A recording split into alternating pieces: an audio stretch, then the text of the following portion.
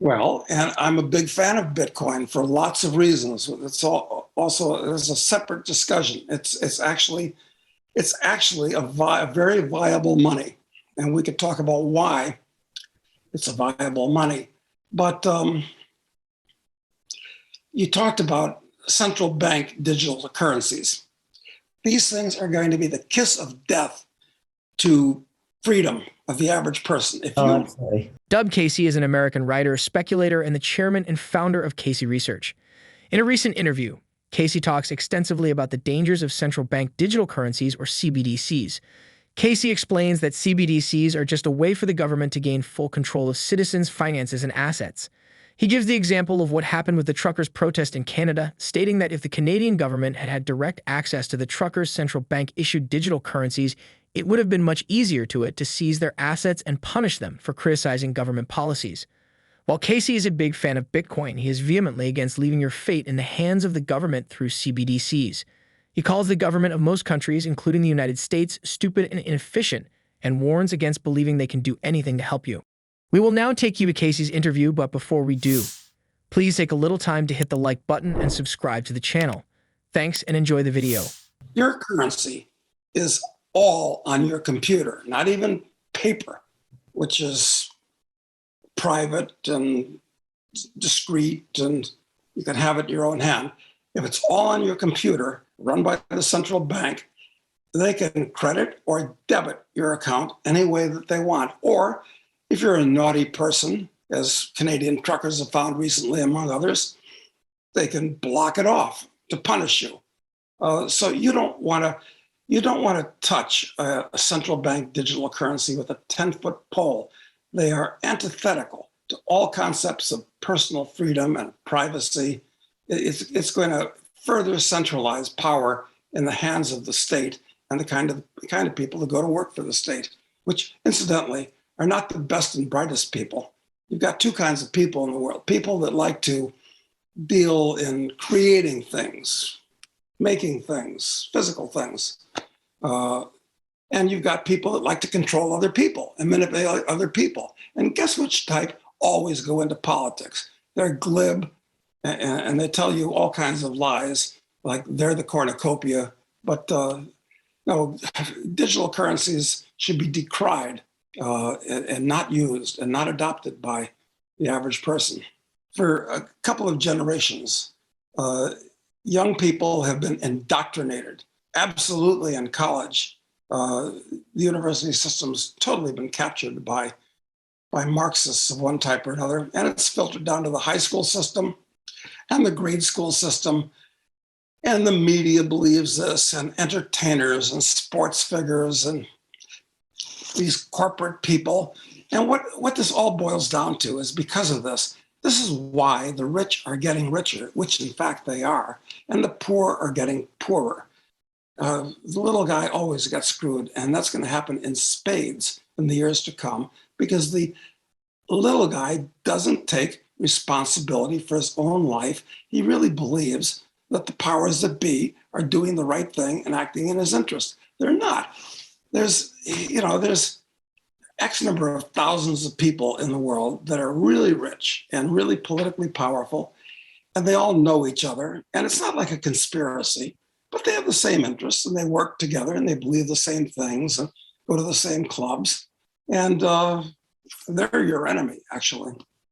Casey also talks about the importance of financial and political diversification. He explains that there is need for investors to have multiple assets and be completely diversified in their finances. But it is even more important to be diversified politically. Have your income in one country and your assets in another, Casey warns. He also warns that the world is heading right for a revolution, and the Ukraine and Russian war is only the beginning. Please listen to Casey's explanation here. Well, I think the dangers in the financial markets today are absolutely huge, unparalleled in many ways. So you have great financial dangers that are confronting all of us today in the stock market, the bond market, and the real estate market, I've got to say. So that's a huge risk, but an even bigger risk to your personal well-being and financial welfare is political risk. It's a bigger danger than financial risk. Therefore, you want to diversify politically. I've been to 155 countries. I've lived in 10. Most of my life I've spent in the United States. Fortunate. It was the best time to grow up in the United States, actually. It was wonderful. But you want to have a plan B. And if the going gets tough in your home country, you don't want to be rooted there like a plant. Acting like a plant is not a good survival strategy for a human being. You don't want to act like a medieval peasant where you're afraid to leave the little village where you are. It's a big world out there. So having lived in all these countries, I've made a commitment to Uruguay, which is, at least for the moment, and anything can change in the next election, in Latin America especially, but anywhere in the world actually, as the US proved with the election of the Biden regime, who are active Bolsheviks actually. You want to be able to diversify, because I think what we're heading towards is something that is as tumultuous as the French Revolution in 1789, Wow. the Russian Revolution in 1917, or the Maoist Revolution in China. So you want to have a crib outside of your home country. And I chose Uruguay because it is the most stable and quietest country in Latin America. Well, you've got to have a certain amount of assets. And of course, that's why it's critical to become as wealthy as possible, to insulate yourself from all the political stupidity, which is endemic all over the world, absolutely everywhere. The whole world is going in the wrong direction.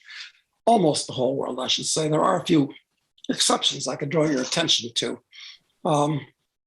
So yeah, you want to ideally, if you can, you're in a position to do so, and you want to get yourself in that position, you want to have your income in one country, your assets in another, your passport in yet another, and several passports for that matter, because if you've ever looked at your passport, it says it's not your property, it's the property of the government, and they can cancel it at will.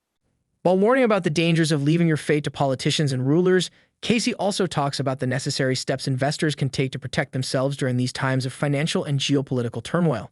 Here is Cathie's piece of advice for all investors. I think while it's still possible, you've got to redouble your efforts. Work harder, produce more than you consume, and save the difference. But don't save it in the form of fiat currencies. Save it in the form of gold and silver coins, and learn to speculate. Because, as I said, it's getting harder and harder to make intelligent investments, and you're going to be forced to speculate as the markets go up and down like an elevator with a lunatic at the controls. Because, in fact, we do have lunatics at the controls of governments and central banks. So you have to defend yourself. Don't count on anybody else. Sad story, hate to say it, but that's the way it is. That's the way the world is structured today. And it's getting worse. The trend is still in motion. And, you know, trends stay in motion until they reach a crisis. And when they reach a crisis, that's when bad things happen, like the French Revolution and the Russian Revolution and the Chinese Revolution, and just a bunch of others. A central bank digital currency is a digital form of cash issued by a country's central bank. Over the past 2 or 3 years, several countries have developed or been working on their own CBDC. Russia and India have launched pilot CBDCs that are currently being tested. China is also leading the CBDC test phase with its e-yuan. However, experts are worried that central bank-issued digital currencies will only help countries gain full control of citizens' assets. Do you think that assumption is right? Let us know in the comments section what you think about central bank digital currencies. Is your country developing one or planning to develop one? If it does, will you find them more convenient and safe to use than fiat currencies or cryptocurrencies? Please drop your comments and thoughts in the comments section below. And don't forget to give this video a thumbs up. Thanks for watching.